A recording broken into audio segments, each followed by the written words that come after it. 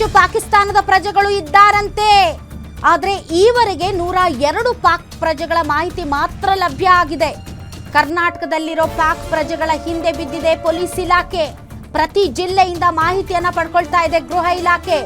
5,000 ಜನರಲ್ಲಿ ಪಕ್ಕಾ ಲೆಕ್ಕ ಸಿಕ್ಕಿರೋದು ಕೇವಲ 102 ಜನ ಮಾತ್ರ.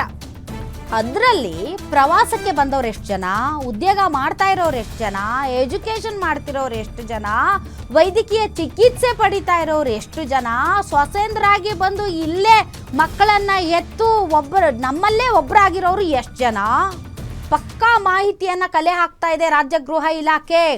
ಸೊ ಲೆಕ್ಕಾಚಾರದ ಪ್ರಕಾರ ಉತ್ತರ ಕನ್ನಡ ಜಿಲ್ಲೆ, ನಮ್ಮ ಜಿಲ್ಲೆ ಉತ್ತರ ಕನ್ನಡ ಜಿಲ್ಲೆಯಲ್ಲಿ 15 ಜನ ಇದ್ದಾರಂತೆ. ಆ 15 ಜನದಲ್ಲಿ ಮೋಸ್ಟ್ಲಿ 14 ಜನ ಸ್ವಸೇಂದ್ರ ಇರ್ಬೋದು. ನಮ್ಮ ಉತ್ತರ ಕನ್ನಡ ಜಿಲ್ಲೆ ನನಗನ್ಸಿದ ಮಟ್ಟಿಗೆ ಭಟ್ಕಳ ಇರಬೇಕು. ನಮ್ಮ ಉತ್ತರ ಕನ್ನಡ ಜಿಲ್ಲೆಯ ಭಟ್ಕಳದಲ್ಲಿ ಮೋಸ್ಟ್ಲಿ ಪಾಕಿಸ್ತಾನದಿಂದ ಹುಡುಗಿಯರನ್ನ ಮದುವೆ ಮಾಡ್ಕೊಂಡು ಬಂದಿದ್ದಾರೆ. ಏನು ನಮ್ಮ ಕರ್ನಾಟಕದಲ್ಲಿ ಯಾರು ಎಣ್ಣೆ ಸಿಗಲಿಲ್ವ ನಿಮಗೆ? ಭಟ್ಕಳ ಅವರಿಗೆ ಪಾಕಿಸ್ತಾನದಿಂದಲೇ ತರಬೇಕಾಗಿತ್ತಾ? ಅಲ್ಲ, ಸುಮ್ಮನೆ ಕೇಳೋದು. ಪಾಕಿಸ್ತಾನದಿಂದಲೇ ಸೊಸೆ ಬಂದಿರಬೇಕಾ ಏನೋ. ಬೆಳಗಾವಿಯಲ್ಲಿ 6 ಪಾಕ್ ಪ್ರಜೆಗಳು, ದಾವಣಗೆರೆಯಲ್ಲಿ 3 ಜನ, ಮೈಸೂರಲ್ಲಿ 4, ತುಮಕೂರಲ್ಲಿ 2, ಬೆಂಗಳೂರಿನ ಶಿವಾಜಿನಗರದಲ್ಲಿ 12 ಜನ. ಹೇಳಿ ಕೇಳಿ ಶಿವಾಜಿನಗರ. ಚಾಮರಾಜಪೇಟೆಯಲ್ಲಿ 10 ಜನ ಅಧಿಕೃತವಾಗಿ. ಬಾಬಾ ಚಾಮರಾಜಪೇಟೆ ಅಂದರೆ ಚಾಮರಾಜಪೇಟೆ ಅಲ್ಲದೆ ಇರ್ಬೋದು. ಆಜಾದ್ ನಗರ, ಗೋರಿಪಾಳ್ಯ, ಮತ್ತು ಏನದಪ್ಪ ಅದು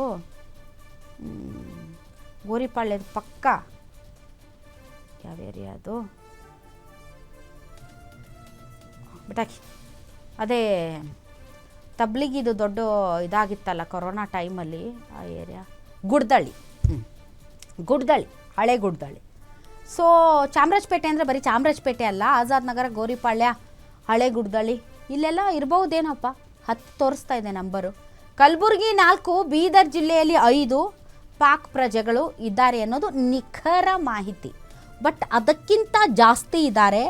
ಆ ನಿಟ್ಟಿನಲ್ಲಿ ಈಗಾಗಲೇ ಪೊಲೀಸ್ ಇಲಾಖೆ ಮಾಹಿತಿ ಕಲೆ ಹಾಕುವಂತಹ ಪ್ರಯತ್ನವನ್ನು ಮಾಡ್ತಾ ಇದೆ. ಸೊ ಈ ಕಾರ್ಯಕ್ರಮ ನೋಡ್ತಾ ಇರುವಂತಹ ಪಾಕಿಸ್ತಾನದ ಪ್ರಜೆಗಳು ಯಾರಾದರೂ ಇದ್ದರೆ, ಅವ್ರ ಸಂಬಂಧಿಕರು ಯಾರಾದರೂ ಇದ್ದರೆ ಅವ್ರಿಗೆ ಹೇಳ್ಬಿಡಿಯಪ್ಪ, ನಾಳೆ ಸಂಜೆ ಒಳಗಡೆ ಖಾಲಿ ಮಾಡಬೇಕು ಅವರು, ಇಲ್ಲದೇ ಇದ್ದರೆ ಕಷ್ಟ.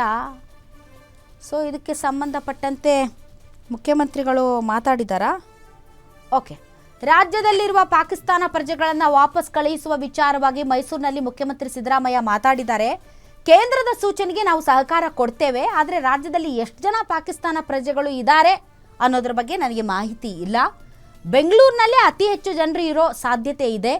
ಇದರ ಬಗ್ಗೆ ನಾವು ಸೂಕ್ತ ಕ್ರಮ ಕೈಗೊಳ್ತೇವೆ ಅಂತ ಮುಖ್ಯಮಂತ್ರಿ ಸಿದ್ದರಾಮಯ್ಯ ಹೇಳಿದ್ದಾರೆ. ಇದೇ ವೇಳೆ ಪಾಕಿಸ್ತಾನದ ಜೊತೆ ಯುದ್ಧದ ಅನಿವಾರ್ಯತೆ ಇಲ್ಲ, ನಾವು ಯಾವತ್ತೂ ಯುದ್ಧದ ಪರ ಇಲ್ಲ, ಯುದ್ಧದ ಬದಲು ಭದ್ರತೆಯನ್ನು ಬಿಗಿ ಮಾಡಿಕೊಳ್ಳಬೇಕಿದೆ, ನಾವು ಯಾವತ್ತೂ ಶಾಂತಿಯ ಪರ, ಯುದ್ಧದ ಬಗ್ಗೆ ಯೋಚನೆ ಬೇಡ ಅಂತ ಅಂದರು. ನಾವು ಮಾತ್ರ ಸುಮ್ಮನಿರೋಣ, ಅವರು ಒಡೆದು ಸಾಯಿಸೋವರೆಗೂ ಸುಮ್ಮನಿರೋಣ, ಆಮೇಲೆ ಶಾಂತಿ ದೂತರು ನಾವು ಅಂತ ಬಾಯಿ ಮುಚ್ಕೊಂಡು ಕೂತ್ಕೊಳ್ಳೋಣ. ಆಯ್ತು, ಏನು ಹೇಳಿದ್ದಾರೆ ಸಾಹೇಬರು, ಬನ್ನಿ ನೋಡೋಣ.